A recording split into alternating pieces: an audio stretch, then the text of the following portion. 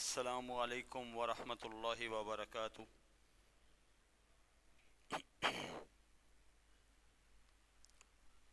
الحمد للہ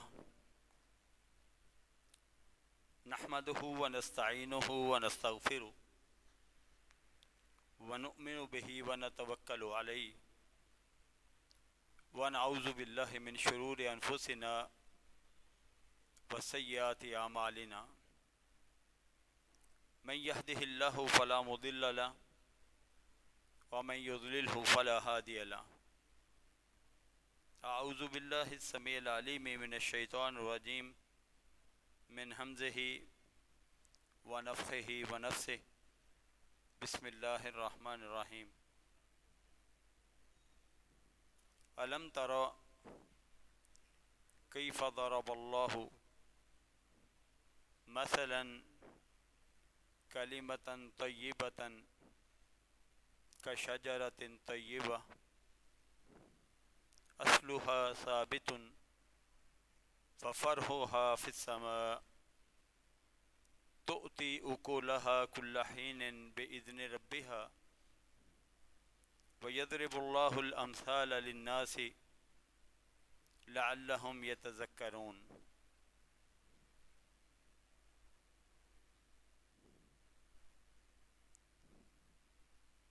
کیا آپ نے نہیں دیکھا کہ کس طرح اللہ تبارک اسمہ و تعالی نے ایک مثال بیان کی ہے، ایک اچھی بات جیسے کہ ایک اچھا درخت، اس کی خوبی یہ ہوتی ہے کہ اچھے درخت کی جڑیں بہت گہرائی تک جاتی ہیں، مضبوط ہوتا ہے، اور اس کی شاخیں انتہائی اونچائی کی طرف جاتی ہیں،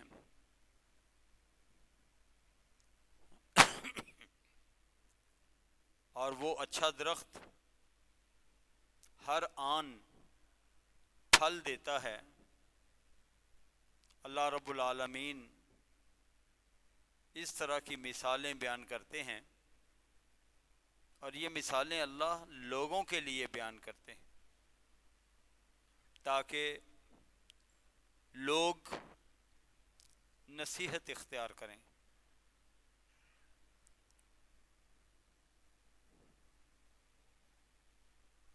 اللہ تعالیٰ کی حمد و ثنا کے ساتھ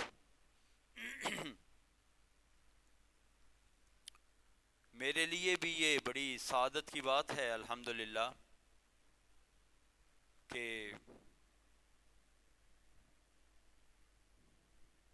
ماہ و سال کے اس سفر میں چلتے چلتے اس رمضان المبارک میں اللہ تبارک اسمہ و تعالی رب العالمین نے یہ شفقت فرمائی کہ ایک مرتبہ پھر ہمیں اپنے بابرکت گھر میں اپنی بابرکت بات کے لیے اکٹھا کر دیا، جمع فرما دیا۔ الحمدللہ رب العالمین، اللہ کا شکر ہے۔ آپ احباب بھی بہت محبت سے ماشاءاللہ اور چاہت سے ان ایام کا انتظار فرماتے ہیں۔ اللہ آپ کو جزائے خیر عطا فرمائے اور آپ کی حاضری کو اللہ تعالیٰ قبول فرمائے۔ بارک اللہ فیکم وبارک اللہ فی ساعاتکم وفی اوقاتکم وبارک اللہ فی صاعکم ومدکم۔ اللہ رب العالمین تمام قسم کی خیرات برکات سے ہم سب کو فیض یاب فرمائے۔ یہ اللہ اللہ تعالیٰ کی بابرکت کلام میں سے ایک بات جو آپ کے سامنے میں نے ایک آیت مبارکہ کی صورت میں تلاوت کی ہے اور پھر اس کا کچھ ترجمہ بھی آپ کے گوش گزار کیا ہے، جس میں اللہ رب العالمین نے اسلام کی بات کی ہے۔ یہ جو ارشاد فرمایا ہے کہ کیا نہیں دیکھا تم نے کہ کس طرح اللہ تعالیٰ نے ایک مثال بیان کی ہے، ایک اچھی بات کی مثال ایسے جیسے ایک اچھا درخت ہوتا ہے۔ صحیح بخاری میں اس بات کی وضاحت موجود ہے کہ جب اچھے درخت کی بات ہوئی تو اس کی تعبیر یہ نکلی کہ یہ کھجور کا درخت، اور جو اچھی بات کا تذکرہ خیر ہوا فرمایا کلمتن طیبتن، تو اچھی بات اسلام کو کہا، اس سے مراد اسلام ہے۔ اور بعض مفسرین نے یہ بھی لکھا کہ اس سے مراد لا الہ الا اللہ ہے، بات ایک ہی ہے، لا الہ الا اللہ بھی اسلام ہے کہ وہ کلمہ توحید ہے اور وہ اللہ کی دعوت ہے جو کہ اسلام کی دعوت۔ الحمدللہ ہم سب اس دعوت کے لیے اکٹھے ہیں اور اللہ سے یہی دعا ہے کہ اس دعوت عامہ، دعوت توحید پر ہم سب کو اکٹھا رکھے اور اسی پہ ہی ہمارا خاتمہ بالخیر فرمائے۔ اسی لیے یہ دعائیں پیارے نبی صلی اللہ علیہ وآلہ وسلم نے بتائی ہیں، اللہم ارنا الحق حقا وارزقنا اتباعہ، یا اللہ ہمیں حق واضح کر دینا۔ یہ جو دنیا ہے نا، اس میں بعض اوقات ایسا بھی ممکن ہے کہ کوئی شخص کسی راستے کو اختیار کر لے اور اپنے تئیں وہ یہ سمجھے کہ میں صحیح ہوں، جیسا کہ سب سمجھ رہے ہیں۔ کیا خیال ہے؟ سب، مطلب ٹو بی فرینک، بے شک نام لے لیں، اہل حدیث، دیوبندی، بریلوی، شیعہ، دیگر بھی جو اپنے آپ کو، ہر بندہ اپنے آپ کو حق پہ سمجھ رہا ہے، لیکن ایک سے دوسرے کا پوچھو تو وہ کہے گا نہیں، وہ حق پر نہیں ہے، اور دوسرے سے پہلے کا پوچھو تو وہ بھی کہے گا کہ نہیں۔ اور یہ بات ہمارے لیے سوچ کی ہے، سمجھ کی ہے کہ حق تو ایک ہے۔ رسول اللہ صلی اللہ علیہ وآلہ وسلم پہ جو حق نازل ہوا تھا اس کو آپ صلی اللہ علیہ وسلم نے یوں تعبیر فرمایا تھا، تعالوا الی کلمۃ سواء بیننا وبینکم الا نعبد الا اللہ ولا نشرک بہ شیئا۔ آؤ اکٹھے ہو جاتے ہیں اور ہم اس بات پہ جمع ہو سکتے ہیں کہ اللہ وحدہ لا شریک ہے، یہ ہمارے اکٹھے ہونے کی بنیاد ہوگی، اور ہم کبھی بھی اس کے ساتھ کسی کو شریک نہیں ٹھہرائیں گے۔ تو یہ وہ بات ہے جو اسلام ہے، یہی دعوت ہے لا الہ الا اللہ کی، یہی کلمۃ طیبہ ہے، اور یہی اللہ تعالیٰ نے اپنی بابرکت کتاب قرآن مجید کے اندر ذکر فرمایا ہے۔ تو اس لیے یہ قرآن و حدیث سے بالاتفاق یہ بات ہے کہ انشاءاللہ اگر کسی بات پہ ہم صحیح راستے پہ اکٹھے ہو سکتے ہیں تو وہ کلمہ توحید ہے، وہ دعوت اسلام۔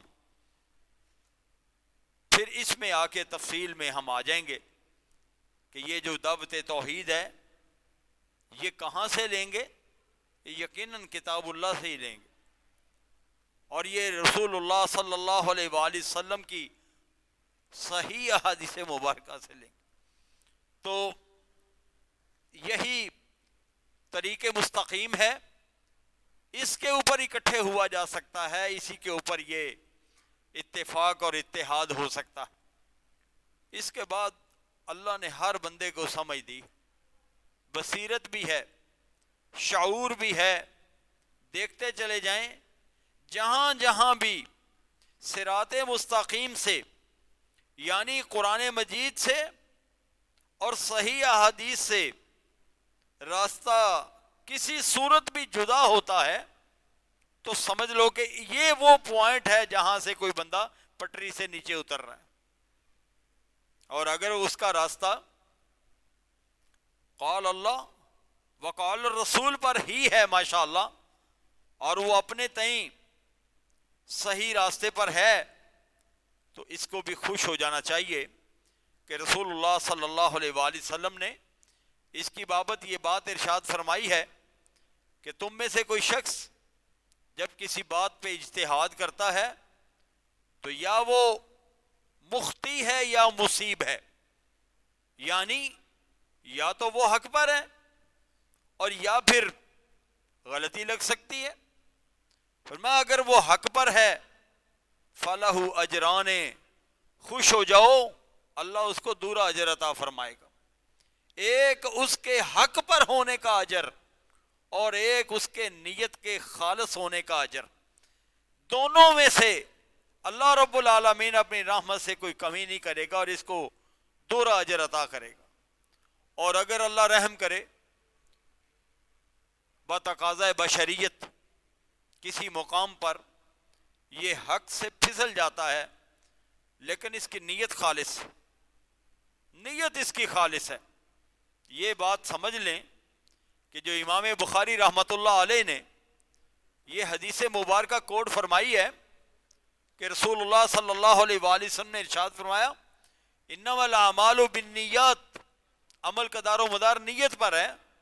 یہ اسلام کا ایک ایسا بہترین اصول ہے کہ اس اصول کو آپ ریڑھ کی ہڈی کہہ سکتے ہیں، یہ بنیادی اصول ہے۔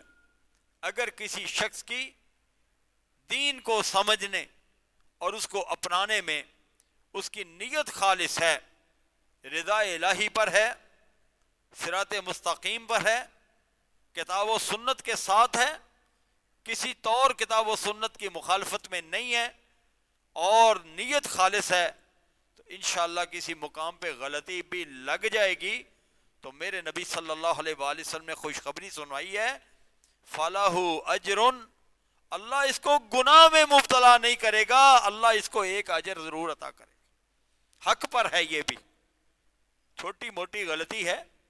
اور اسی لیے عام طور پر اللہ کی توفیق سے میں تو اس بات کا زیادہ تر قائل ہوں کہ اتنی سختی نہ کرو، لا تشددو، تشدد نہ کرو، سختی نہ کرو، عقائد کی لوگوں کے اندر دعوت دو، تبلیغ کرو، بات کرو، اگر کسی مقام پر کسی بھائی سے کسی بہن سے کچھ غلطی ہے چھوٹی موٹی، اصلاح کی صورت کرو، کوشش کرو، کیونکہ اصلاح کے بغیر تو کچھ بھی نہیں ہے، اصلاح تو کرنا پڑے گی۔ لیکن اگر کسی مقام پہ کوئی ایسا مرحلہ آتا ہے تو اس کو ترک نہ کرو، اس سے جدا نہ ہو، اس سے لڑائی نہ کرو، غصہ نہ کرو، اس کے لیے پہلے اللہ سے دعا تو کر لو۔ سب سے پہلے اس کو، جب ہمارے ہاں طریقہ کیا ہے، اس نے میری بات نہیں سمجھی تو وہ دین سے ہی گیا، یہ طریقہ صحیح نہیں ہے۔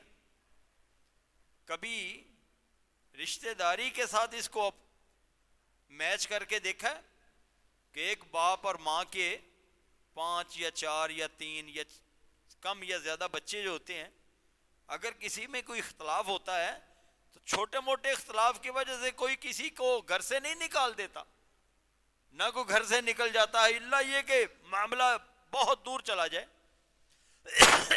وہ وقت آنے سے پہلے عموماً والدین معاملے کو سنبھال لیا کرتے، تو یہ بھی دین ہے اللہ کا۔ ہم دیواریں کھڑی کر کے ایک دوسرے سے دور نہ ہوں۔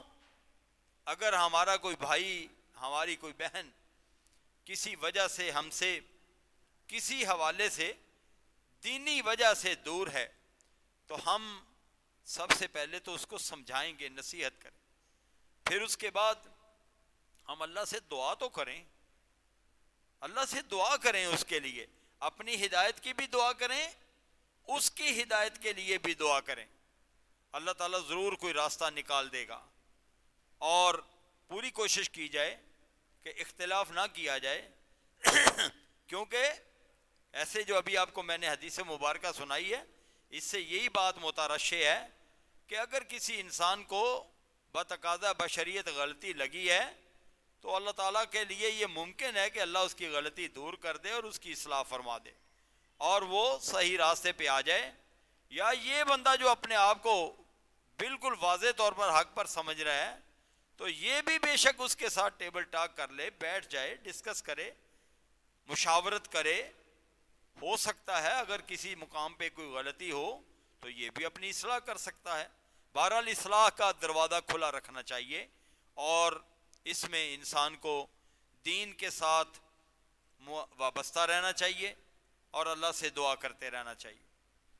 اللہ تعالیٰ نے ہمیں یہ جو بات ارشاد فرمائی کہ اصلها ثابت وفرعها فی السماء، کہ اس کی جڑیں بہت مضبوط اور اس کی شاخیں بہت اونچی ہیں، اور میں نے جیسا کہ عرض کیا کہ اس سے مراد دین ہے اور دین اسلام ہے اور لا الہ الا اللہ ہے۔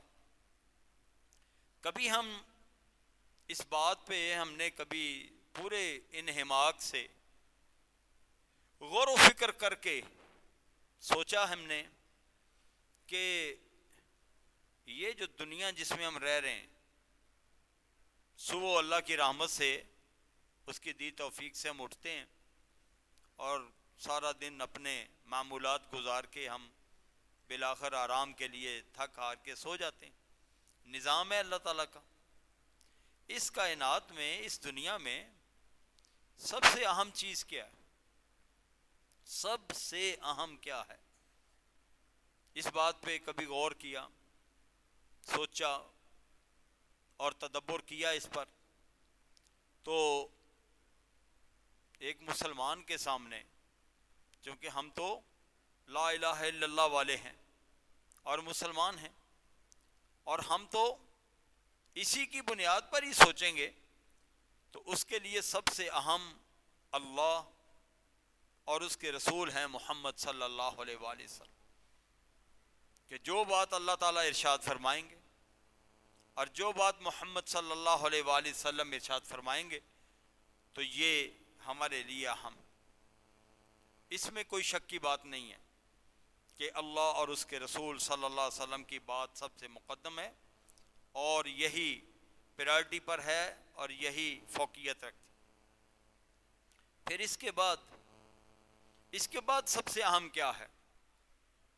تو اس کے بعد ہم اسی قرآن حدیث سے ہی پوچھتے ہیں، سمجھتے ہیں، بلکہ ماشاءاللہ اہل علم نے اس پہ بڑا ورک کیا ہے اور اتنا کام ہوا ہے کہ ایک ایک بات لوگوں تک پہنچائی گئی ہے اور انہیں بتائی گئی ہے، اور سب سے اہم بات ہمارے سامنے جو پیش کی جاتی ہے ہم اس کو سمجھتے بھی ہیں، وہ اس دنیا کے اندر رہتے ہوئے ماں باپ ہیں، والدین، ان کا بڑا مقام ہے، ان سے بڑھ کے اونچا مقام اللہ اور اس کے رسول صلی اللہ علیہ وسلم کی بات تو ہو چکی، اس کے بعد کی بات ہے پھر ہمارے سامنے والدین ہیں، ماں ہے، اس کے حقوق کا ذکر ہے، باپ ہے، ان کے حق کا ذکر ہے، قرآن مجید نے بھی اس کو ہائی لائٹ کیا ہے اور رسول اللہ صلی اللہ علیہ وسلم کی احادیث میں بھی اس کا تذکرہ ہے۔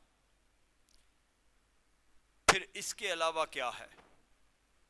اس کے علاوہ اگر آپ غور کریں گے، بجائے اس کے کہ میں اس مجلس کو طویل کروں اور اس کو سوال و جواب کے انداز میں لے کے چلوں، میں آپ کے سامنے رکھتا ہوں، آپ غور و فکر کریں گے تو بہت اہم بات اللہ تعالیٰ کی بابرکت کتاب قرآن مجید ہے، جو اللہ تعالیٰ کا ہمارے پاس ایک خاص تحفہ قرآن مجید۔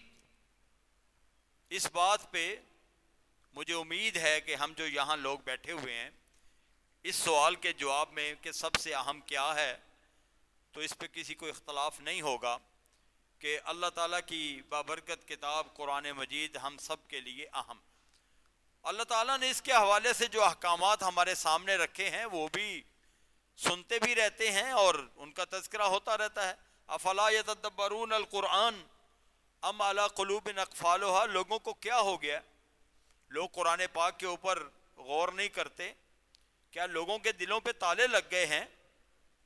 قرآن مجید کو پڑھو، قرآن مجید کے اوپر غور کرو، قرآن مجید کی تلاوت کرو، اس کے ایک حرف کی پڑھائی پہ اجر و ثواب کا بیان کرنا وہ مثالی بات ہے کہ اس طرح کی مثال کوئی اور ہے ہی نہیں۔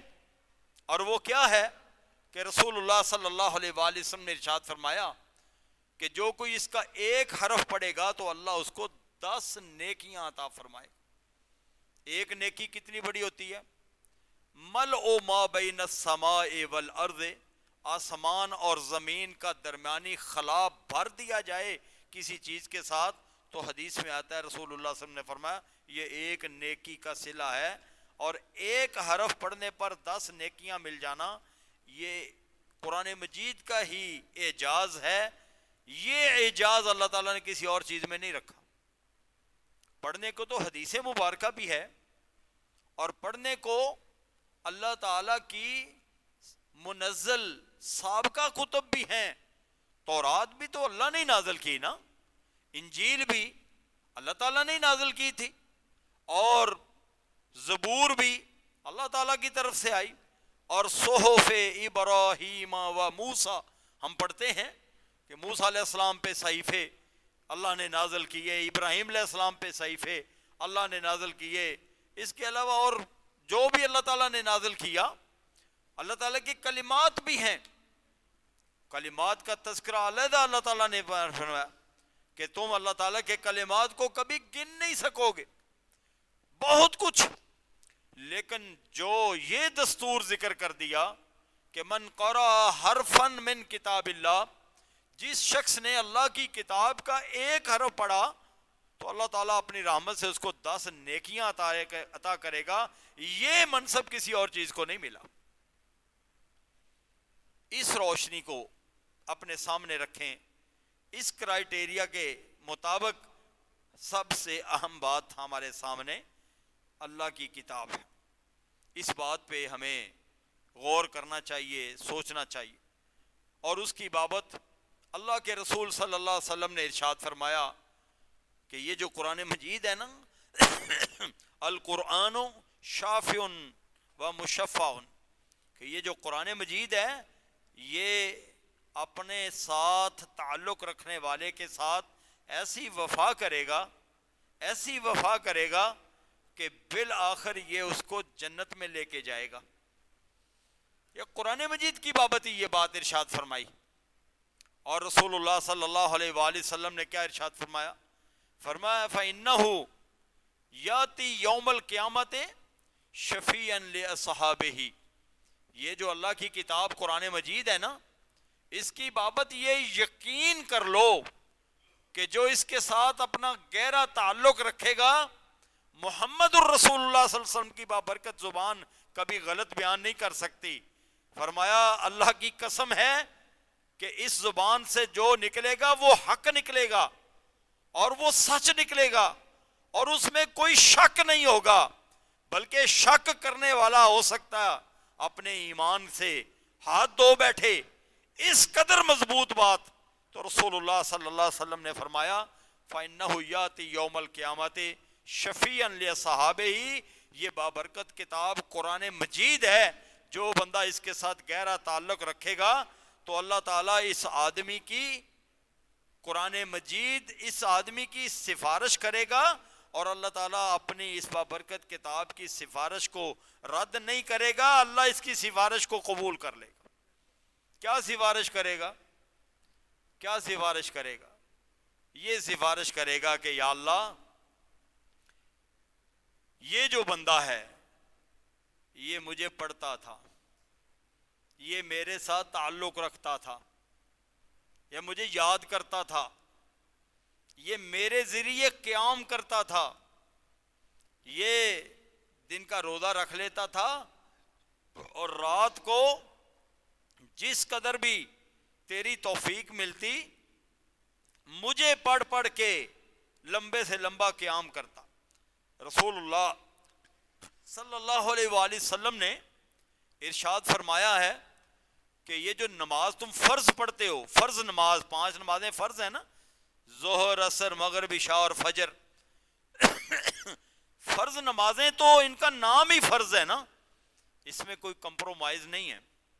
کوئی کہے جی میں 4 پڑھتا ہوں، میں 3 پڑھتا ہوں، میں 2 پڑھتا ہوں، یہ چونچلے شونچلے تم دنیا کی اس زندگی کے اندر کہنے کو کہہ لیتے ہو۔ اللہ بڑا غنی اور رحیم اور کریم ہے، ورنہ اس نے یہ 5 نمازیں فرض کی ہیں، ان کے اندر کوئی رعایت اور گنجائش نہیں۔ اگر کوئی آدمی ماشاءاللہ صحیح سلامت ہے تو اس آدمی کے اوپر 5 نمازیں فرض ہیں، وہ ان کے اندر کسی قسم کی کوتاہی نہ کرے۔ اگر وہ چاہتا ہے کہ میرا اللہ سے گہرا تعلق رہے تو وہ ان میں کسی قسم کی کمی نہ کرے۔ ہاں کچھ رعایات دے دی ہیں، سفر پہ نکلے ہو تو 2 جمع کر سکتے ہو، ظہر، عصر، مغرب، عشاء، فجر اپنی جگہ پہ ہے۔ بیمار ہو تو چلو نہیں کھڑے ہو کے پڑھ سکتے، بیٹھ کے پڑھ لو، نہیں بیٹھ کے پڑھ سکتے، لیٹ کے بھی پڑھنے کی اجازت ہے، ویسے لمبے نہ پہ جائے جیمی۔ بہرحال پوری کوشش کرنی چاہیے، اگر بغیر کرسی پڑھ سکتے ہو نا، پڑھ سکتے ہو، اگر گنجائش ہے کہ زیادہ کھڑے ہو سکتے ہو تو زیادہ کھڑے ہو کے نماز پڑھو۔ کیوں؟ رسول اللہ صلی اللہ علیہ وسلم کی جو میں حدیث آپ کو سنانے لگا ہوں نا، وہ یہ ہے کہ آپ صلی اللہ علیہ وآلہ وسلم سے پوچھا گیا کہ بہترین نماز کون سی ہے، تو آپ صلی اللہ علیہ وسلم نے فرمایا طول القنوت، جس میں قیام لمبا ہو، جس میں قیام لمبا ہو۔ گنجائشیں موجود ہیں، لیکن جس بات کو سپرلیٹو ڈگری قرار دیا گیا ہے، جس کو اعلیٰ ترین بیان کیا گیا ہے، وہ بھی ضرور لوگوں کے سامنے رکھنی چاہیے، اور گنجائش بھی رکھنی چاہیے۔ میں اس بات کا قائل ہوں کہ گنجائشیں بھی ساری ذکر کی جائیں، اور جو اعلیٰ ترین معیار ہے وہ بھی ذکر کیا جائے۔ اعلیٰ ترین معیار کیا ہے؟ کہ نماز کھڑے ہو کے پڑھو، صلی قائمن، رسول اللہ صلی اللہ علیہ وسلم نے فرمایا نماز کھڑے ہو کے پڑھو۔ اصل بات یہی ہے۔ ان لم تستطع، اب تیری طاقت جواب دے گئی ہے، گھٹنے جواب دے گئے ہیں، گٹے جواب دے گئے ہیں، مشکلات ہیں، کوئی آپریشن ہو گیا، کوئی بائی پاس کا مسئلہ ہو گیا، کوئی ریڑھ کی ہڈی کا مسئلہ بن گیا، بتقاضا بشریت۔ لیکن ایویں نا بس ٹھیک ہے مسجد کرسیاں پہیاں نے آن دو جی، نہیں، آپ اللہ کے سامنے ہو، آپ اللہ کے سامنے ہو، یہ دیکھ لو کہ اللہ کے سامنے ہو تو وہی انداز ہو جو اللہ کو پسند ہے، اور اللہ کو یہی پسند ہے۔ صلی قائمن، جس قدر زیادہ سے زیادہ حیثیت موجود ہے کھڑے ہو کے نماز۔ ہاں اب نہیں پڑھ سکتا تو فرمایا بیٹھ جا، اب بھی پھر میں نہیں پڑھ سکتا تو لیٹ کے پڑھ لے، پر معافی کوئی نہیں ہے۔ فرض نماز کے اندر کوئی معافی نہیں، وہ نمازیں تو نے پڑھنی۔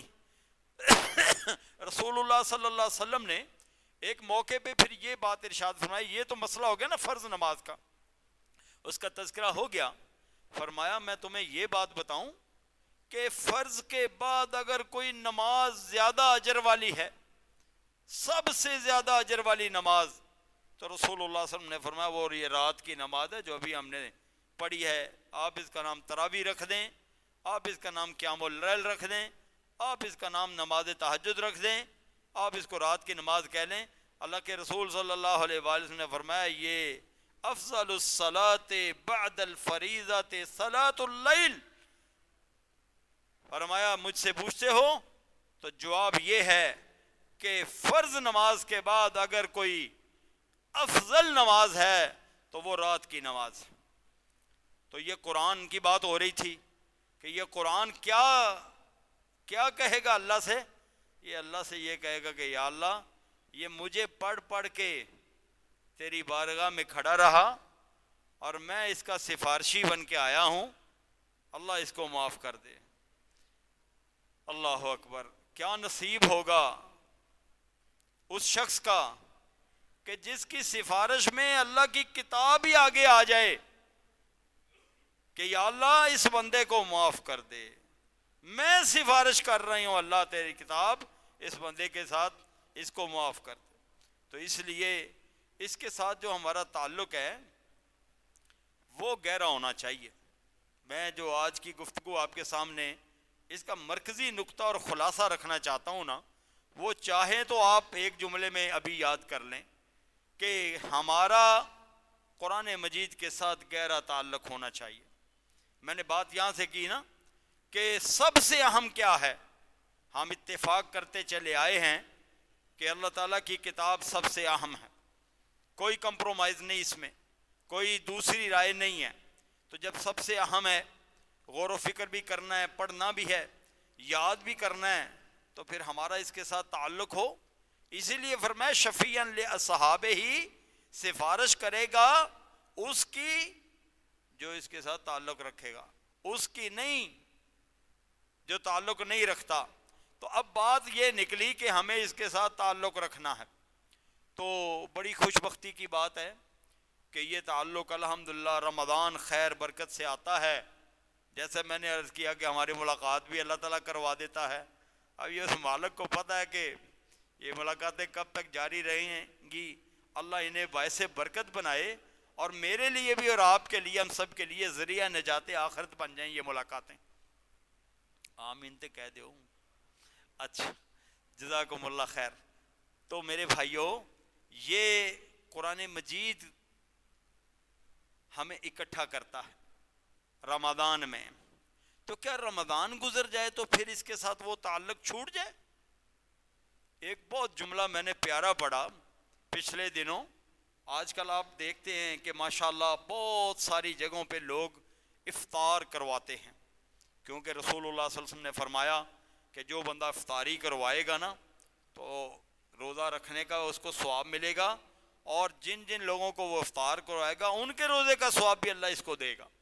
تو لوگ اس وجہ سے افطار کرواتے ہیں، بڑا اجر کا ثواب کا باعث ہے۔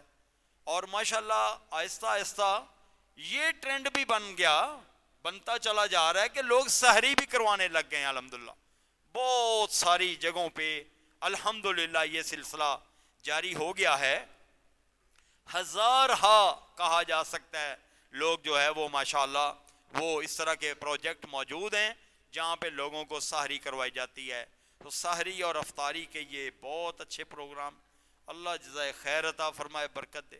وہ جو جملہ میں آپ کو سنانے لگا تھا وہ کسی نے یہ بڑا اچھا لکھا کہ اے اہل ثروت، اے اللہ کی راہ میں خرچ کرنے والوں، اے اغنیاء کی جماعت، توجہ سے بات سننا، بھوک تو رمضان کے بعد بھی لگے گی۔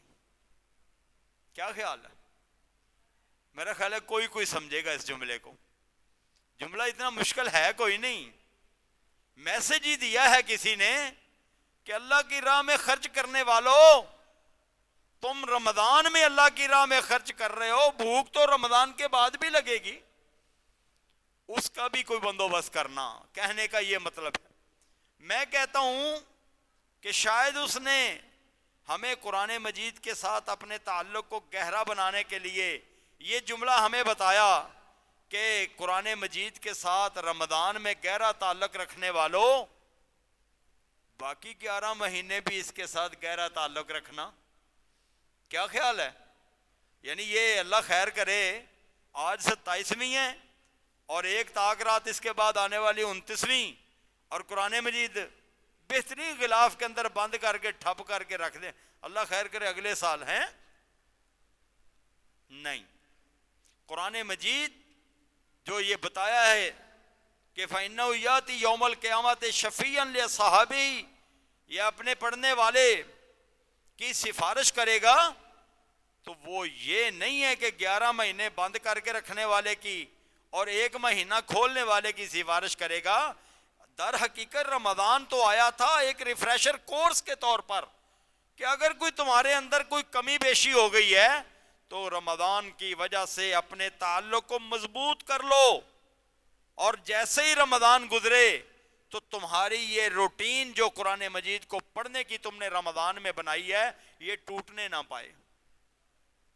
ابھی تم تراویح پڑھنے کے لیے حافظ صاحب کے پیچھے تشریف لے آتے ہو, اللہ جزائے خیر دے. یکم شوال ہوتی جائے, چاند ہو جائے, تو اس کے بعد تمہاری روٹین, جزاک اللہ, تمہاری روٹین جو ہے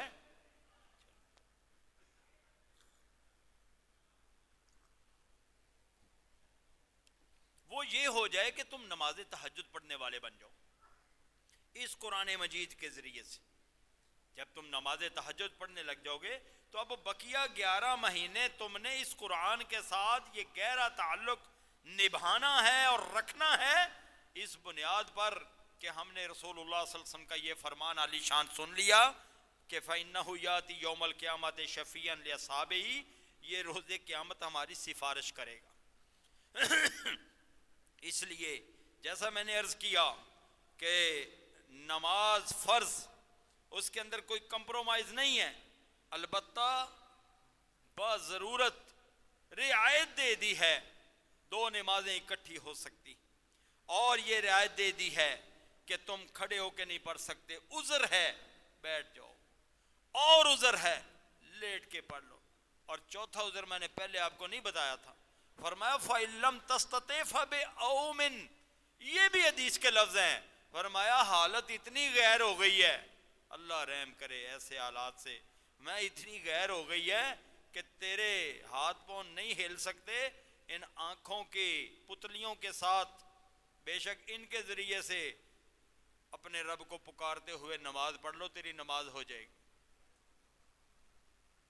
سوچو سوچو میرے بھائیوں, اللہ رب العالمین نے رعایتوں کی حد کر دی ہے. ادھر بھی یہ موجود ہے. آپ نے میرے بھائی محترم حضرت علامہ عبید الرحمن یوسف صاحب حافظہ اللہ, ان سے ماشاءاللہ پورا رمضان اور رمضان سے پہلے بھی اور بعد بھی آپ سنتے رہیں گے کہ وہ اللہ تعالیٰ کی کتاب سے اور رسول اللہ صلی اللہ علیہ وسلم کی احادیث سے آپ کو ماشاءاللہ فیضیاب کرتے ہیں. یہ حدیثیں آپ نے سنی کہ رسول اللہ صلی اللہ علیہ وسلم نے فرمایا من قام رمضان ایمانا و احتسابا غفر له ما تقدم من ذنبه, جو رمضان کے روزے رکھے گا اللہ اس کو معافی دے دے گا, جو رمضان کی راتوں کا قیام کرے گا اللہ اس کو معافی دے دے گا, جو لیلۃ القدر کا قیام کر لے گا اللہ اس کو بھی معافی دے دے گا. یہ بیان آئے ہیں, مصدقہ بیان ہیں, صحیح بات.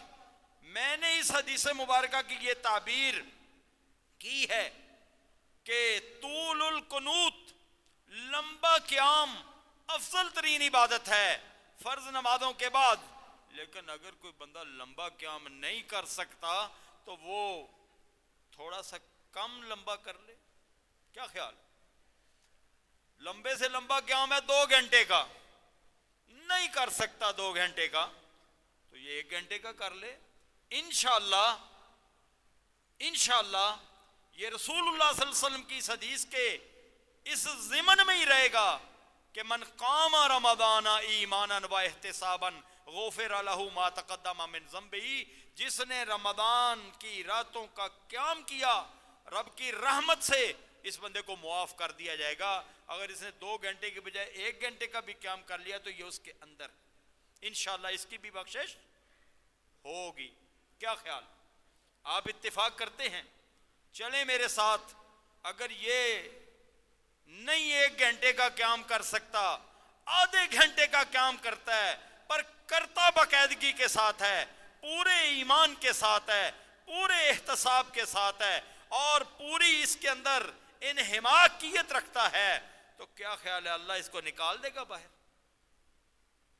سوچیں سوچیں, ذرا غور کریں. اللہ کی رحمت بہت وسیع ہے. کبھی کسی شخص کے بارے میں یہ نہ کہا کرو تو اللہ کی رحمت سے دور ہو گیا. یہی وجہ ہے رسول اکرم صلی اللہ علیہ وسلم کو اس بات پہ بڑا غصہ آیا کرتا تھا کہ کوئی شخص کسی کو کہے کہ تیرے اوپر لعنت ہو, کیونکہ لعنت کا معنی کیا ہے؟ لعنت ایک لفظ ہے نا.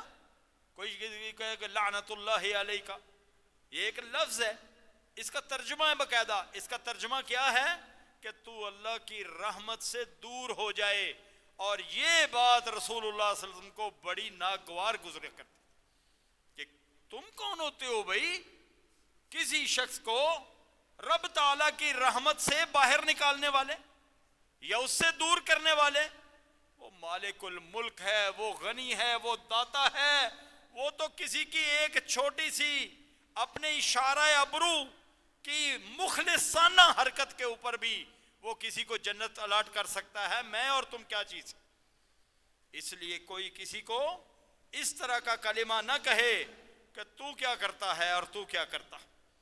تو انشاءاللہ اگر کسی جگہ پہ ایک پارے کا قیام نہیں ہو سکتا تو آدھے پارے کا قیام کر لیا جائے، انشاءاللہ یہ نہ کرنے والوں سے 1000 گنا بہتر ہوگا۔ جناب اگر کسی جگہ پہ ایک پارے کا قیام نہیں کر سکتے، بوڑھے ہیں، تھک جاتے ہیں، مشکلات ہیں، رسول اللہ صلی اللہ علیہ وآلہ وسلم کا صحابی لمبے قیام والی نماز چھوڑ کے گھر چلا گیا، اگلے دن شکایت لگ گئی، شکایت یہ لگی کہ یہ گھر نماز چھوڑ کے گھر چلا گیا تھا، اور ادھر سے شکایت یہ لگی کہ جی سارا دن کام کاج کر کے آئے تھے تو انہوں نے اتنی لمبی صورتیں شروع کر دی۔ تو رسول اللہ صلی اللہ علیہ وآلہ وسلم نے لمبی صورتیں پڑھنے والے کو سمجھایا تھا، نماز چھوڑ کے جانے والے کو کچھ نہیں کہا تھا۔ یہ علماء کریم آپ کے پاس موجود ہیں، میرے کہنے کا مطلب یہ ہے ایک پاؤ پارا پڑھ کے اگر کوئی شخص قیام کرتا ہے تو اس کو کوئی غلط نہ کہے، وہ اس بندے سے 1000 گنا بہتر ہے جو بازاروں میں آوارہ گردی کر کے قیام چھوڑ دیتا ہے، اور یہ شخص ایک پاؤ چاہے پارا پڑھ کے قیام کر لیتا ہے، یہ اس سے انشاءاللہ 1000 گنا بہتر۔ اس لیے اللہ کی رحمت کے ساتھ تعلق جوڑو، قرآن مجید کے ساتھ تعلق جوڑو۔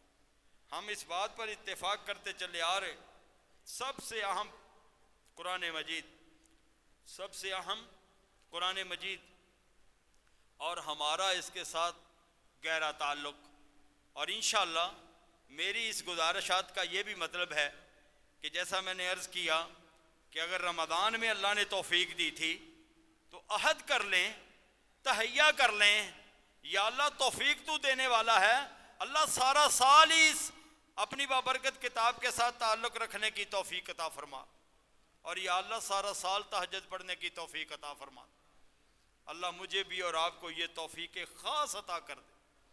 اور چاہے میرے بھائیوں وہ تہجد بے شک مختصر ہو، وہ تو رسول اللہ صلی اللہ علیہ وسلم نے یہاں تک بھی ارشاد فرمایا تہجد کی 11 رکعتیں ہیں نا، ابھی آپ نے جو پڑھی ہیں، 8 تراویح پڑھی آپ نے، 3 وتر پڑھے، اور میں کہا اگر کوئی شخص اتنا نہیں کر سکتا وہ 6 رکعتیں اور 3 وتر پڑھ لے، اور وقت کم ہے، حدیث میں آتا ہے 4 رکعتیں اور وتر پڑھ لے، اور وقت کم ہے 2 رکعتیں اور وتر پڑھ لے۔ رعایتیں ہیں، لیکن تعلق نہ توڑے، تعلق رکھے۔ آج غلطی سے یا الارم نہیں بجا یا اللہ کی توفیق نہیں ملی، لیٹ اٹھے ہیں، آج 2 رکعتیں اور وتر پڑھ لیا، اللہ تعالیٰ کل توفیق دے گا انشاءاللہ 8 رکعتیں اور وتر پڑھ لیں گے۔ پھر توفیق اگر کسی مقام پہ کم ہوئی ہے تو حدیث میں یہ بھی آتا ہے رسول اللہ صلی اللہ علیہ وسلم نے فرمایا اگر کبھی ایسا بھی ہو جائے کسی بندے کے ساتھ کہ وہ اٹھا ہے اور اذان ہونے میں کتنا باقی ہے کہ یہ صرف 1 وتر پڑھ سکتا ہے، کتنا؟ صرف 1 وتر پڑھ سکتا ہے، اللہ اس کو بھی تہجد کا ثواب عطا کرے گا۔ اللہ نے تو اس کو بھی علیحدہ نہیں کیا، جدا نہیں کیا، نکالا نہیں ہے، اگنور نہیں کی ہے۔ اور رسول اللہ صلی اللہ علیہ وسلم نے یہ بھی ارشاد فرمایا کہ جو شخص روزانہ اذکار کرتا ہے، یہ صبح کے اذکار کیا کرو میرے بھائیوں، شام کے اذکار کیا کرو، مختلف اوقات کے اذکار یاد کرو، واش روم جانے کی دعا، نکلنے کی دعا، کھانا کھانے کی دعا، کھانے کے بعد کی دعا، ٹھیک ہے نا، اور اس طرح سے بقیہ بھی جو بھی دودھ پینے کی دعا ہے، باقی بھی جو مختلف اعمال اور اوقات کی دعائیں ہیں وہ یاد کیا کریں، بچوں کو یاد کرائیں۔ والا ذکر اللہ اکبر، اللہ کو یہ ذکر بڑا پسند ہے، اللہ اس بات پہ خوش ہے کہ اللہ کے ذکر کے ساتھ ہماری زبان تر رہے۔ حدیث میں آتا ہے کہ اگر کوئی شخص کسی وجہ سے اپنا روزانہ کا ذکر جو یہ کیا کرتا ہے، اگر کرنے سے کسی وجہ سے یہ رہ جائے گا، اللہ فرشتوں کو حکم کرتا ہے کہ میرے بندے کی حاضری پوری لگانا، آج کسی وجہ سے رہ گیا تو کیا ہو گیا؟ کیا سمجھتے ہو؟ دیکھو اللہ اس کی شان رحیمی اور کریمی، وہ کیا کہہ رہا ہے؟ کہتا ہے میرے بندے کی غیر حاضری نہ لگانا، حالانکہ آج یہ اذکار نہیں کر سکا، بھول گیا ہے، کوتاہی ہو گئی ہے، کوئی شادی شودی تھی گھر میں، کوئی غمی خوشی آ گئی اور کوئی پرونے مہمان شمان آ گئے، کوئی بات نہیں، مصروف ہو گیا، آج رات لیٹ سویا تھا، صبح لیٹ رہ گیا اس کا۔ حدیث کے اندر اس کو حزب کہا ہے، حزب، من ترک حزبہ، اگر اس سے اس کا وہ حصہ رہ گیا جو وہ اللہ کا ذکر روزانہ کیا کرتا تھا، اللہ تعالیٰ فرشتوں کو حکم دیتا ہے کہ اس کی حاضری میرے بندے کی پوری لگانا۔ کیوں؟ بندہ پکا ہے، اس نے پہلے کبھی نہیں چھوڑا، بندہ پکا ہے، پکا دودھ ہی ہے نا، 11ویں والے دن بھی دودھ لے آگے دینا، کہنا جتوں مرضی پارٹی پکی ہے۔ تو سمجھنے کی بات ہے میرے بھائیوں، کہنے کا مطلب یہ ہے اللہ بڑا رحیم اور کریم ہے، ہماری طرف سے ہونے والی کوتاہیوں پہ زیادہ مواخذہ نہیں کرتا، سوائے اس کے کہ انسان جب اللہ رحم کرے بہت ہی زیادہ آگے نکل جائے۔ تو اس لیے اللہ تو بہت مہلت دیتا ہے، اللہ تو بہت رعایت کرتا ہے، اللہ تو بڑی شفقت کرتا ہے، اور یہ اس کی شفقت کے پہلو ہیں جو میں آپ کے سامنے ذکر کر رہا تھا۔ اللہ تعالیٰ نے اس کے ساتھ گہرا تعلق رکھنے کا ہمیں حکم دیا کہ قرآن مجید کے ساتھ ہمارا گہرا تعلق، توجہ آپ رکھیں، میرا خیال آپ تک تو مجھے امید ہے کہ اللہ کی توفیق سے آواز آ ہی رہی ہوگی، شاید کسی دوسری جگہ پہ نہیں جا رہی، تو انشاءاللہ ٹھیک کر رہے ہوں گے، اللہ آپ کو جزائے خیر دے۔ میرے بھائیوں، یہ قرآن مجید کے ساتھ جو ہمارے تعلق کی بات ہو رہی ہے، تو پھر انشاءاللہ کیا خیال ہے کہ رمضان گزرنے کے بعد اس کو روزانہ پڑھنے کی، عمومی طور پر اوپر سے دے کر پڑھنے کی جو عادت ہے، تو یہ بھی انشاءاللہ برقرار رہنی چاہیے۔ رمضان آپ ماشاءاللہ پڑھتے رہے، کسی نے ماشاءاللہ 10 قرآن پاک مکمل کیے، اللہ مبارک فرمائے، کسی نے 5 کیے ہوں گے، اللہ مبارک کرے، کسی نے 2 کیے ہوں گے، اللہ مبارک فرمائے، کسی نے 1 کیا ہو، کئی بیچارہ میرے جیسا ابھی کسیٹیاں لے رہا ہوگا، پیچھے پیچھے آ رہا ہوگا۔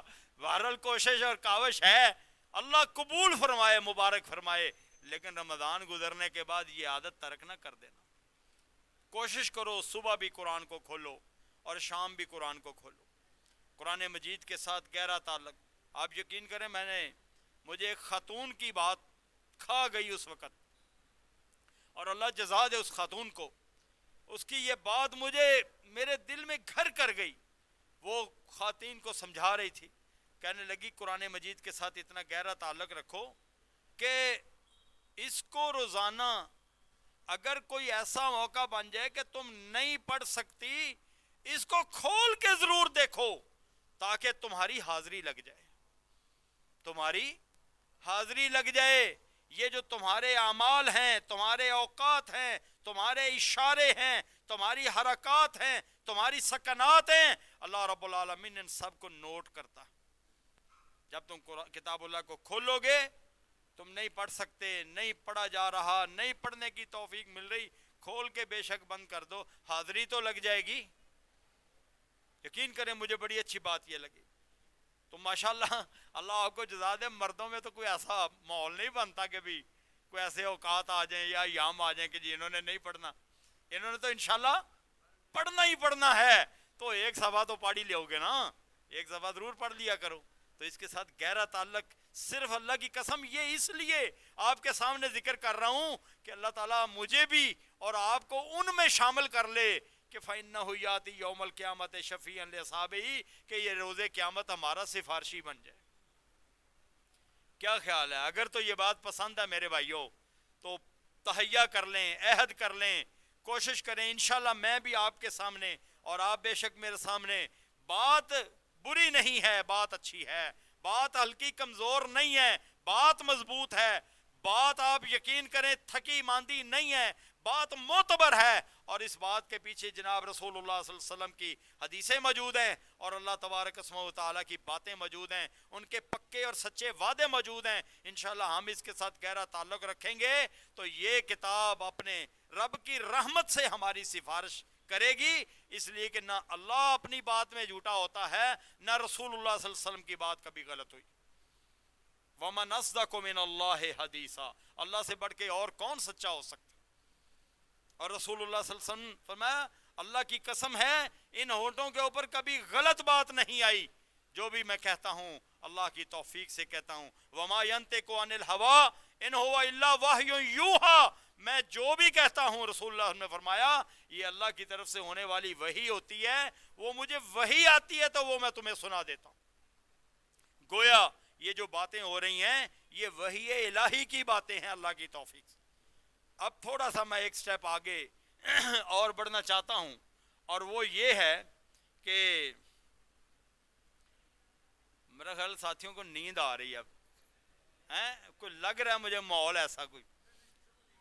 چلیں ٹھیک ہے پھر چلتے ہیں پھر انشاءاللہ اللہ کی توفیق سے. میرے بھائیو قرآن مجید کے ساتھ گہرا تعلق جوڑنا چاہتے ہو؟ کیا خیال ہے؟ اللہ مجھے اور آپ کو اس کے اوپر استقامت عطا فرمائے.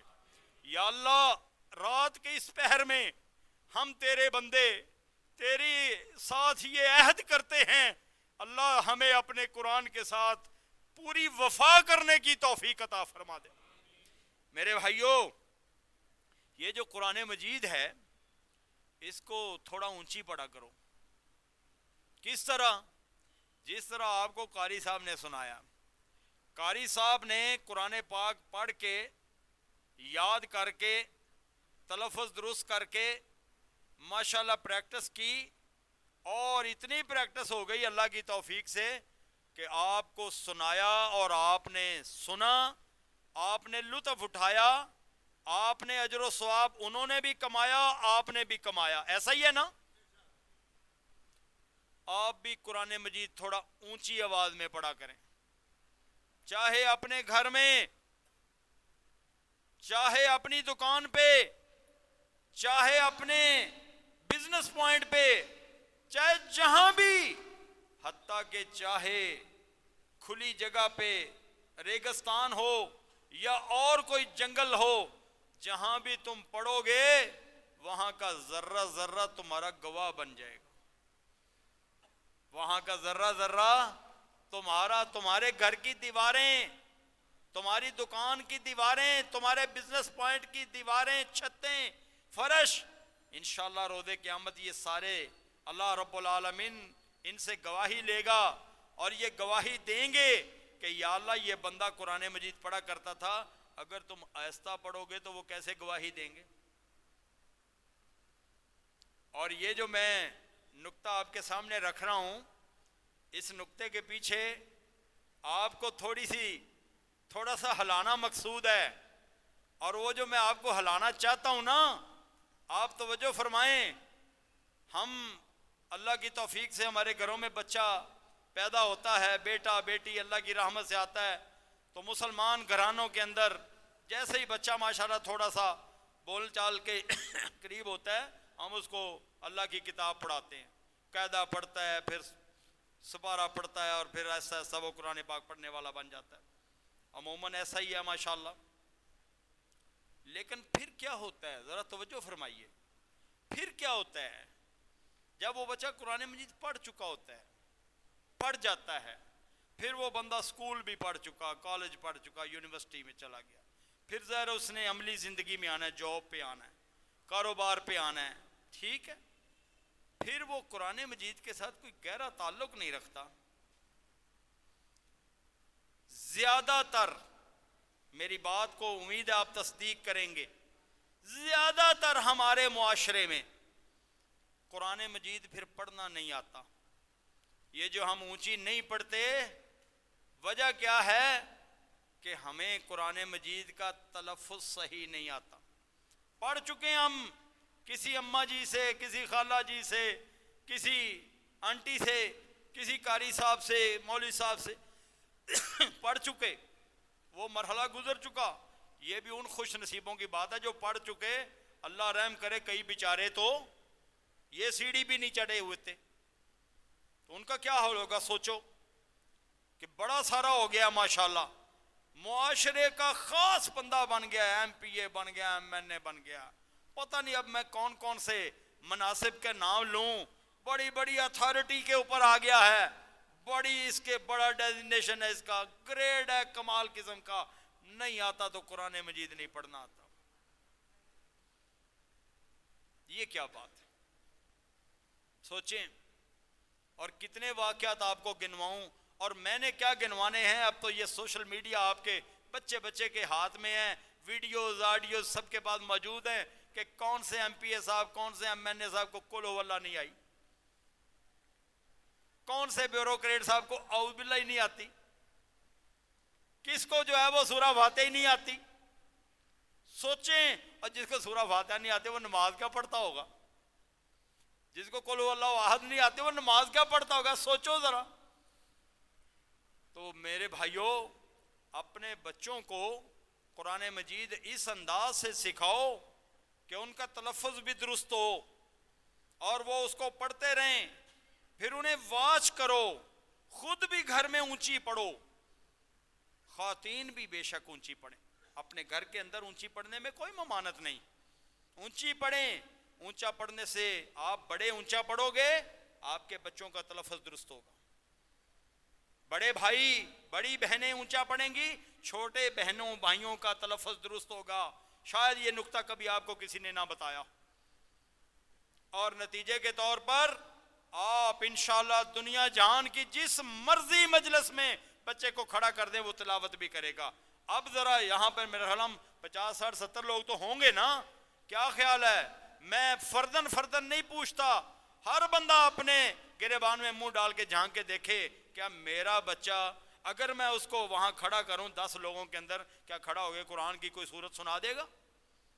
ہر بندہ اپنے طور پہ سوچ لے، اس سوال کا جواب اگر ہاں ہے تو مبارک ہو، اور اگر نہ ہے تو میرے بھائی پھر دست بستہ گزارش ہے کہ اللہ کے بابرکت کلام کے ساتھ وفا کرو، محبت کرو، یہ محبت کا متقاضی ہے، اس کو اپنا سفارشی بناؤ، یہ روز قیامت ہماری سفارش کرے گا، ہمارا بیڑا پار ہو جائے گا۔ اس کو اونچا پڑھو۔ اور مجھے شاید یہ سبق، یہ مجھے رسول اللہ صلی اللہ علیہ وسلم کی مسجد نبوی سے یہ سبق ملا، مجھے اللہ کی توفیق ملی، ایک مرتبہ اللہ نے رحمت فرمائی، میں وہاں پہنچ گیا، نماز مغرب ختم ہوئی، ہم جہاں بیٹھے تھے تو وہیں پہ ایک حلقہ بن گیا، تو اب میں تو بظاہر آپ نے مجھے بلایا، اللہ آپ کو جزا دے ایک عالم دین کے طور پر، اب بندے کو ایک ہوتا ہے نا، تو وہ کرتے کرتے کرتے وہ قاری صاحب بیٹھے تھے، انہوں نے کہا اقرا، آپ پڑھیے۔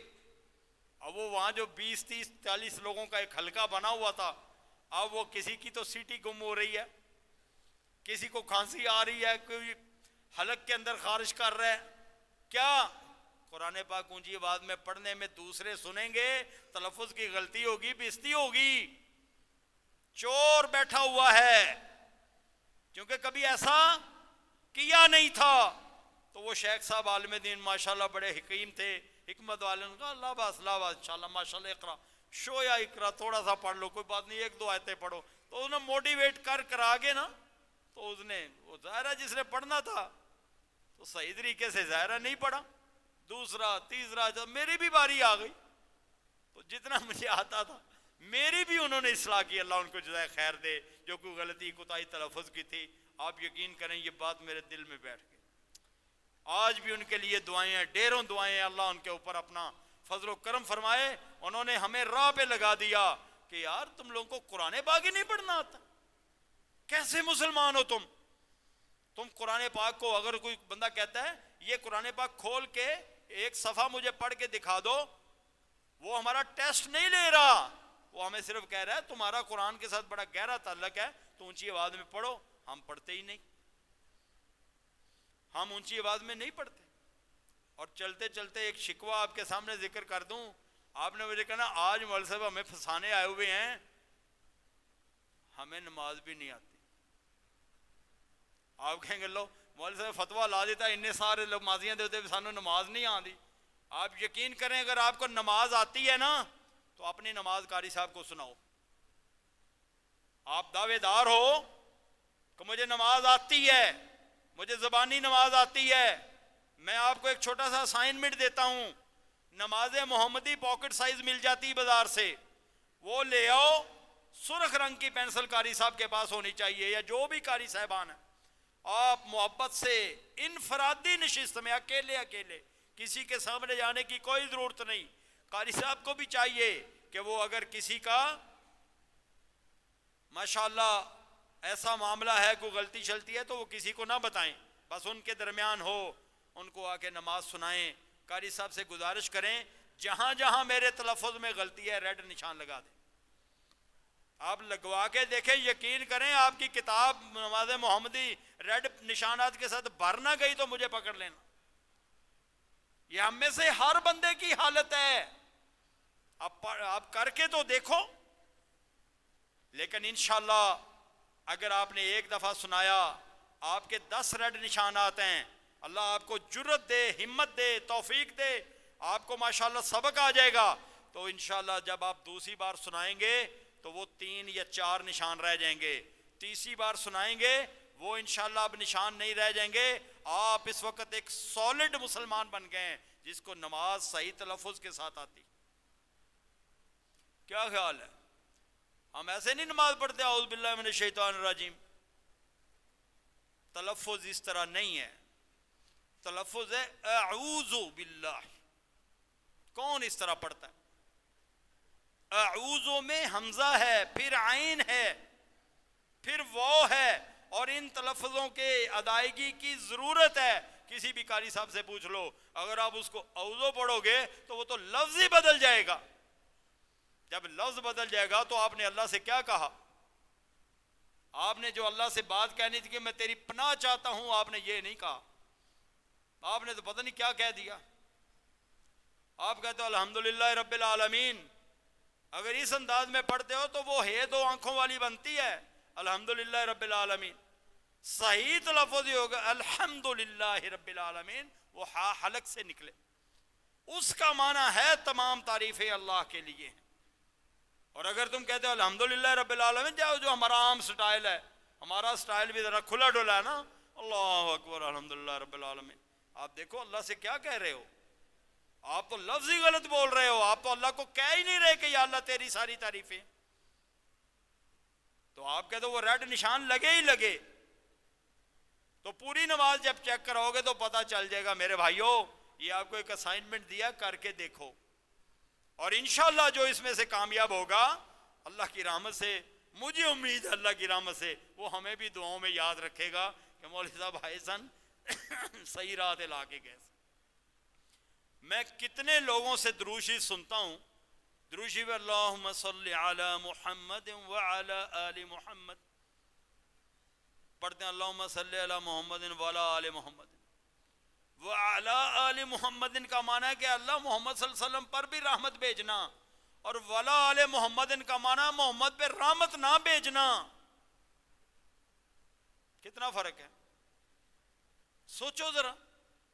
یہ دین سوچنے کا ہی ہے. اللہ نے کتاب اللہ میں بھی یہی کہا فلا یتدبرون القرآن. قرآن پہ غور کیوں نہیں کرتے؟ یہ ہے غور. تو انشاءاللہ یہ گولڈن ٹپس ہیں. اللہ تعالیٰ مجھے بھی ان کے اوپر استقامت دے اور توفیق دے کہ ہم انہیں ازبر کریں, یاد کریں اپنے بچوں کو. اور یہ رویے نا آپ اپنے گھروں میں اپنے طور پہ بھی انشاءاللہ کر سکتے ہیں. اور سپرلیٹو ڈگری حاصل کرنے کے لیے بہت اچھی بات ہے کہ ایک ذمہ دار قاری صاحب کو ضرور سنائیں, سنا کے مطمئن ہو جائیں کہ الحمدللہ اللہ کا شکر ہے کہ میں نے الحمدللہ نماز فلاں, اور الحمدللہ ہم اللہ کی توفیق سے ان مراحل سے گزرے. اور یقین کریں کہ جب اساتذہ کے سامنے اس طرح باوجود اس کے کہ برسوں سے پڑھ رہے تھے, جب انہوں نے اصلاح فرمائی تو کچھ چیزیں آج بھی یاد ہیں. یہ جو چند باتیں آپ کے سامنے گوش گزار کی ہیں, میں اللہ سے دعا کرتا ہوں اللہ تعالیٰ ہمیں قرآن مجید سے وفا عطا فرمائے. قرآن مجید کی جو بات تھی وہ بھی یہی تھی کہ اس کو تھوڑا اونچا پڑھو گے انشاءاللہ تمہارا تلفظ درست ہوگا. اور بے شک ممکن ہو تو ایک صفحہ سناؤ بیٹھ کے کسی کو. قاری صاحب تو مسجد میں اپنی ضروری مصروفیات کے بعد فارغ ہوتے ہیں. تو آپ کے پاس قاری صاحب موجود ہیں، ایک نہیں دو دو ماشاءاللہ بعض جگہوں پہ موجود ہیں، تو آپ ان سے یہ رہنمائی لیں. بڑی سعادت کی بات ہے. اللہ تعالیٰ یہ سعادت مندی دے دے، خوش نصیبی کہ آپ کو یہ اعزاز ہو. ابھی تو آپ بڑے ہیں نا قاری صاحب، کئیوں سے عمر میں چھوٹے ہوں گے. اب آپ کا وہ اسٹیمنا نہیں بن رہا کہ یار ہوں میں قاری صاحب نے کہا میرا قرآن سن. تو یہ تو بڑی عجیب بات ہے. قاری صاحب کہیں گے 30 سال تک کے کھاندہ رہے. نہیں انشاءاللہ قاری صاحب ایسے مزاج کے بندے نہیں ہیں، ایسے نہیں کہیں گے انشاءاللہ. اللہ کی رحمت سے انہوں نے اللہ کا دین پڑھا ہوا ہے، ان کو پتہ ہے چاہے بڑھاپے میں بھی آگے سنائے گا ایک لفظ کی بھی اصلاح ہو جائے گی تو کیا سعادت کی بات ہے کہ جناب ایک لفظ میں غلط پڑھتا تھا اور وہ میرا صحیح ہو جائے. اس سے بڑھ کر اور کیا چاہیے؟ تو اس لیے اللہ کی کتاب کے ساتھ وفا کریں، تو اس کو پڑھیں. اس کے ساتھ پڑھنے سے ہی ہمارا ہونا تو یہ چاہیے تھا کہ ہم اپنے گھر کے افراد بیٹھیں. اب تو اللہ معاف فرمائے یہ آگے موبائل، تو اب تو ہم سب 5 ہیں تو 5 موبائل ہیں اپنے اپنے بیٹھے ہوئے ہیں. پتہ ہو تو ہی لگتا ہے جو وائی فائی چلی جائے یا بتی چلی جائے. اچھا امی آپ کو کہیں دیکھا ہے، شرم کی بات ہے، نہیں سمجھے. اور ہونا یہ چاہیے تھا کہ اکٹھے بیٹھیں تو کوئی آیت قرآن مجید کی اس کی تفسیر بیان کریں. یہ ہونا چاہیے تھا کہ اس کی تفسیر ابن کثیر نے کیا لکھا ہے جی، تفسیر تنزیل اسرار نے کیا لکھا ہے، مدارک نے کیا لکھا ہے، جلالین والے نے کیا لکھا ہے، تفسیر تحسیر العزیز نے کیا لکھا ہے. وہ مختلف اس کا ذکر کر کے بندہ اپنے علم کو فروغ دے. کیا ایسی نشستیں ہیں ہمارے علاقے میں کہیں، ہمارے گھروں میں کہ ہم بیٹھیں یا دوستوں میں ہی صحیح یا علمی کہ جناب ہم بیٹھیں اور قرآن مجید کی تفسیر پہ ڈسکشن ہو؟ کہاں ہیں ہم، کہاں ہیں ہم، کہاں ہماری وفا اور کہاں ہمارا گہرا تعلق اس کے ساتھ. تو یقین کریں اگر یہی صورتحال ہے تو شرمندگی کی بات ہے. میں اپنے آپ کو بھی انشاءاللہ اس کی نصیحت کرتا ہوں اور اپنے بھائیوں کو بھی کہ اصل بات جو گفتگو ہے وہ نصیحت ہی ہوتی ہے. اللہ مجھے اور آپ کو استقامت دے. اقول قولی ھذا واستغفر اللہ لی ولکم ولسائر المسلمین وصلی اللہ علی نبینا محمد وعلی آلہ وصحبہ اجمعین.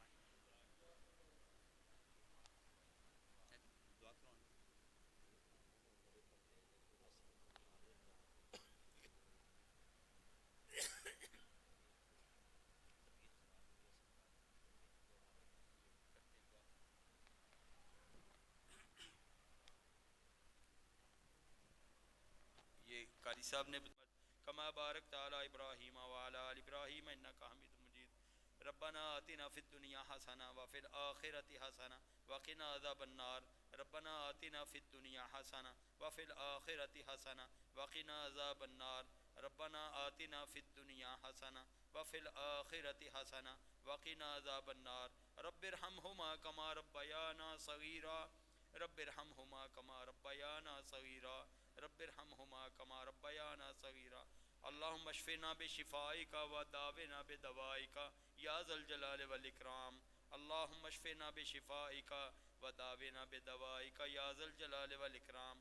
اللہم اشف مرضانا ومرضى المسلمین حیث کانوا ومن کانوا. اللہم اشف مرضانا ومرضى المسلمین. اللہم اشف مرضانا ومرضى المسلمین. سبحان اللہ والحمد للہ ولا الہ الا اللہ واللہ اکبر ولا حول ولا قوة الا باللہ. اللہم لا سہل الا ما جعلتہ سہلا وانت تجعل الحزن اذا شئت سہلا. اللہم اکفنا بحلالک عن حرامک واغننا بفضلک عمن سواک. اے اللہ ہم سب کو معاف فرما دے، یا اللہ ہم سب کو معاف فرما دے.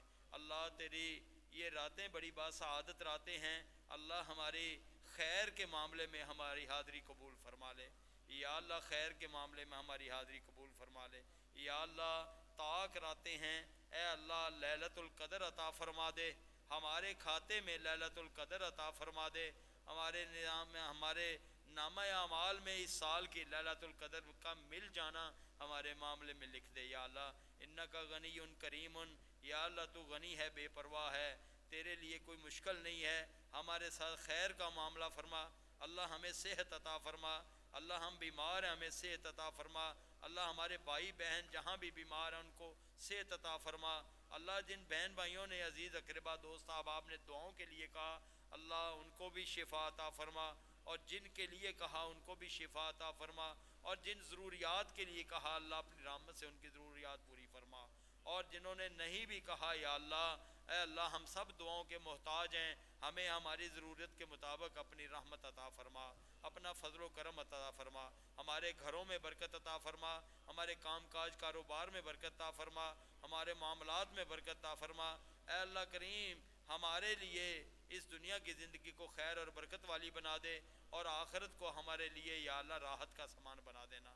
یا اللہ تو ہم سے راضی ہو جا، یا اللہ ہم سے راضی ہو جا، یا اللہ ہم سے راضی ہو جا، جس طرح تو اپنے نبی صلی اللہ علیہ وآلہ وسلم کے اصحاب کرام سے راضی ہوا ہے، یا اللہ ہم بھی تیرے نبی صلی اللہ علیہ وسلم کے امتی ہیں، یا اللہ ہم سے بھی راضی ہو جا، اور ہمارا جنت الفردوس کے لیے ہمارا اعلان فرما دے، جنت الفردوس کے لیے ہمارا راستہ آسان کر دے، ہمارا، ہمارے والدین کا، ہمارے بچوں کا، ہمارے اہلیہ اور ہمارے دیگر اقربا کا راستہ جنت کی طرف ہموار کر دے۔